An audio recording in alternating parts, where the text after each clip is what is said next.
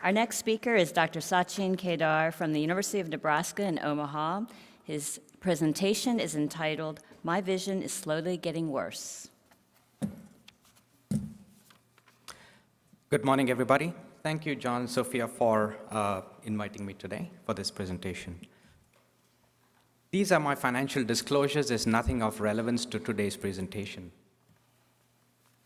My patient is a 35-year-old female who developed blurred vision and discomfort behind the right eye about a week after she sustained a fall. Apparently, she was working on her farm in Nebraska, slipped on ice, fell to the ground, and twisted her neck in the process. Now, because of the symptoms of blurred vision and the pressure sensation, she went to the ER, where a CT head and a CT angiogram was found to be normal. She's otherwise a perfectly healthy woman, has not had any recent sick contacts either with humans or with the animals on her farm. So when she saw her ophthalmologist a couple of days later, she was found to have reduced visual acuity in that right eye, a right RAPD, and right optic disc swelling. So the ophthalmologist consults with a local neurologist and gets an MRI brain and orbit, which shows optic nerve enhancement on the right side, but otherwise a normal MRI of the brain.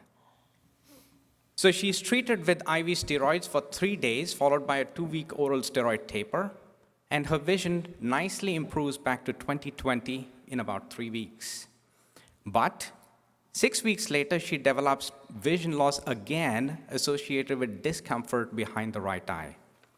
She goes back to her ophthalmologist, who finds the visual acuity was 2100 in the right eye, a right RAPD, and yet again, there was right optic disc swelling. So this prompts a referral to neuro-ophthalmology, and when I see her 4 days later, she says, "Doc, I continue to lose vision in that eye." She's now down to 2400. She's got a big whopping RAPD in that eye. As you can see from the pictures, she has a swollen right optic disc, tortuous retinal vessels, but there was no hemorrhages or exudates. The rest of her eye examination is normal without any proptosis or intraocular inflammation.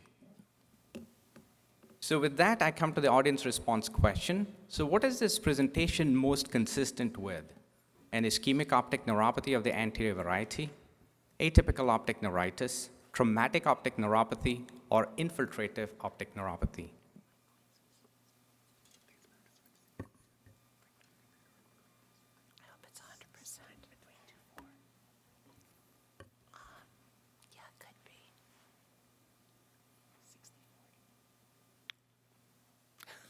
Okay, so quite a broad range of diagnosis over there.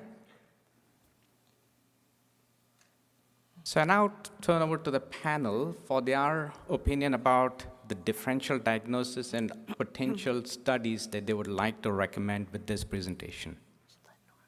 Nora gets to go first. Well, I am very worried about this patient. The fact that she responded to steroids is a good thing, but the fact that she relapsed immediately is a very, very bad thing. And the fact that she had a normal brain MRI worries me even more. So it's an isolated optic neuropathy, which is recurrent and steroid, what sounds like, dependent. So the workup from there is there other parts of the brain or brain axis which is also involved that we haven't found yet? And that is the first direction I would worry about. I'm worried about it too. So the things I'm worried about is normally optic neuritis from demyelinating disease or idiopathic is retrobulbar. Doctor sees nothing, patient sees nothing, nothing to see. Here we have disc edema, very bothersome. Also, those veins are dilated. That usually means something's back there keeping the venous flow from flowing through that vein. And that means it could still be the sheath, not the nerve parenchyma itself. Demyelinating disease normally would not produce venous dilation in your eye. And the steroid responsiveness and the normal MR, the things that sound good, are bad. So good news, we don't see anything in your brain. Bad news, it doesn't have to be in your brain. It could be antibodies. So you're thinking that there's alternatives to a idiopathic demyelinating optic neuritis? Yes. Such as? See, I said yes, yes. Absolutely. First time.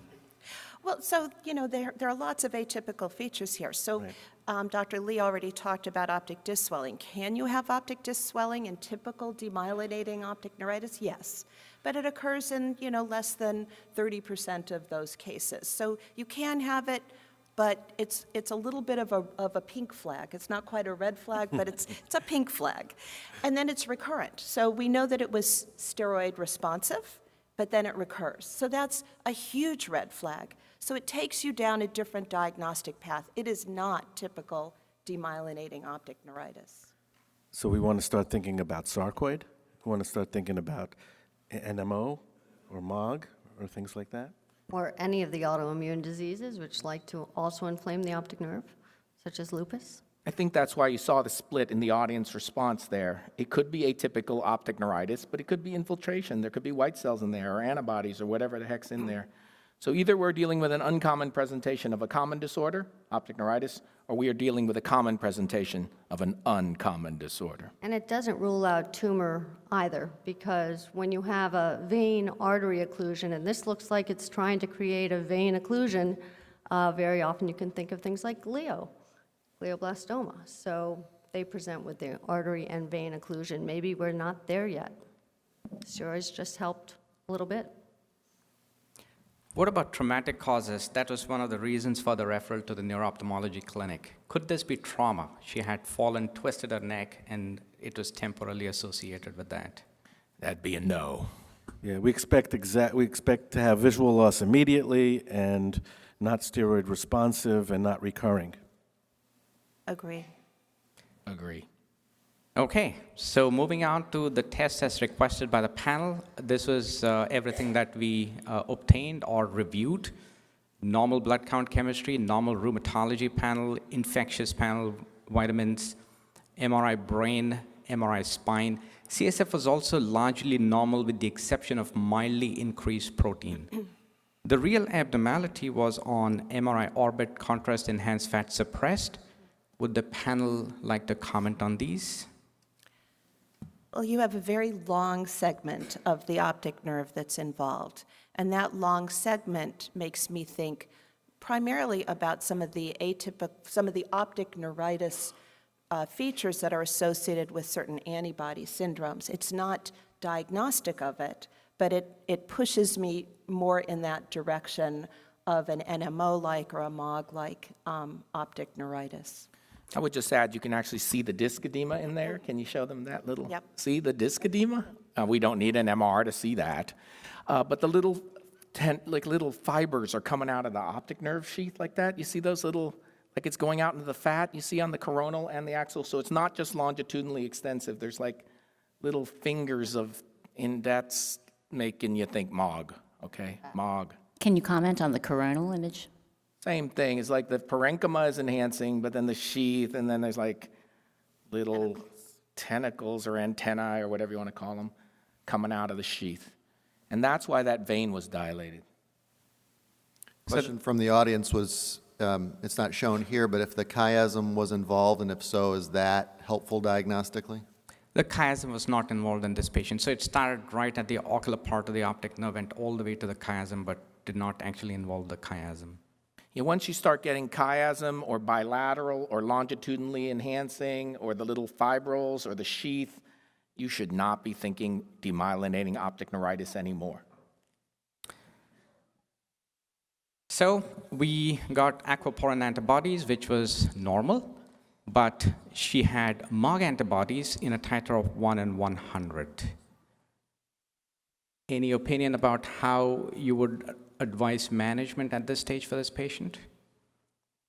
This is tough because anti-MOG disease can present with varying presentations. So some people have one event with an optic neuritis without any recurrence and may not need long-term immunosuppression. Others have multiple recurrences. In general, they respond well to steroids and get better than NMO does.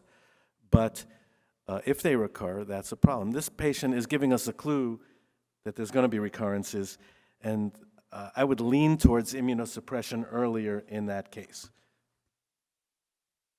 I agree. Oh my God. For a change.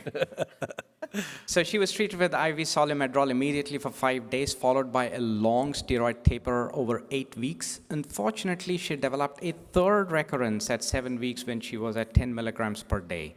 Again, I treated her with IV Solumedrol, and this time put her on a longer steroid taper of 24 weeks to give us sufficient time to battle her insurance company to recommend rituximab.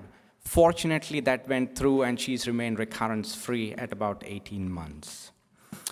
So in a patient who presents with features of optic neuritis, there are certain characteristics that raise suspicion for atypical pathology.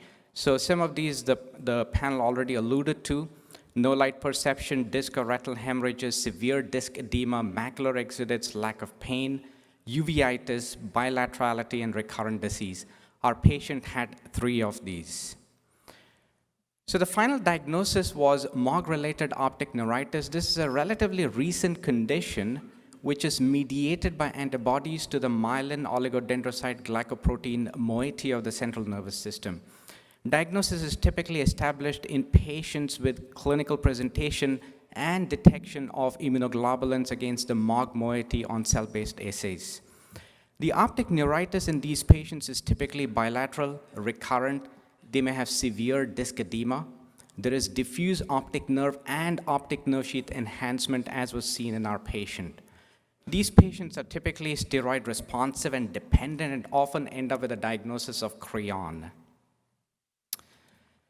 About 50% of patients with MOG optic neuritis may have associated neurological features. So at our institution, we have seen patients with transversemyelitis, patients having encephalopathy presenting with seizures and severe alteration of their mental status. In the acute stages, we treat these patients with IV Solumedrol for 3 to 5 days and then put on a prolonged taper of 8 to 10 weeks. If the recovery is complete, then we watch them. If the recovery is incomplete or you do not see any recovery, then we go to the next stage of acute immunotherapy with IVIG or plasma exchange, which seems to help them. As Dr. Moster alluded to, this patient deserved to be on chronic immunosuppression because she now has about 3 recurrences. And at this stage, you could choose any of the 4 options. At our institution, we prefer rituximab.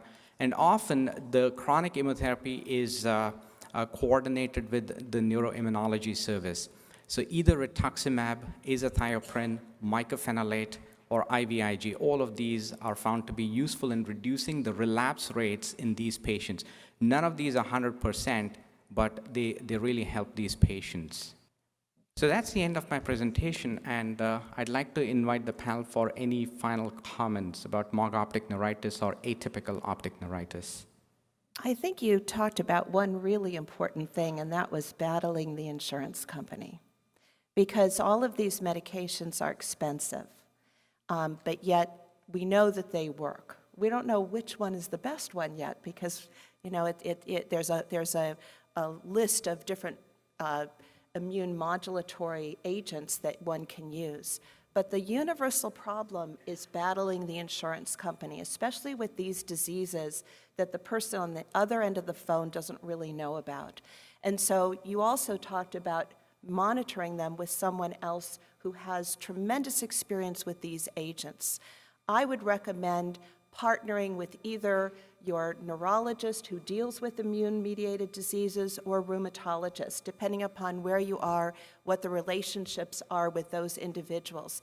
They're the ones that need to be both prescribing and monitoring the side effects that can be potentially deadly of some of these agents. And I think those are really important points, that it's time to send the patient and work together, not send the patient and leave the patient, but work together on taking the best care of the patient long term. We have a lot of good questions from the audience. Unfortunately, we can't get to all your questions, but I do continue to encourage you to ask some. We have time for one more before we do our point-counterpoint. And this is a question that, let's say a patient like this was treated like MS for a while because these MOG antibodies never existed. Does being on MS treatments retrospectively hurt a patient when they come up with a new diagnosis like this from a new antibody discovered at Mayo, for example? Yeah, some of the MS treatments actually make things like NMO and MOG get worse. It's not clear exactly which ones because we don't have a lot of experience yet with the MOG, and as Mark said, the MOG spectrum disorder continues to expand. But yeah, if you give MS drugs, immunomodulatory drugs to NMO or MOG, you might actually be harming this person. It also puts in the chart that this may have been MS, and that's also very dangerous. In fact, I give patients a card and I say, this is not MS with my number on it. Please go to an ER if this comes back and I'm not available, and hand them this card so that that's deleted from the record if it's ever been put in there. Thank you very much. Thank you.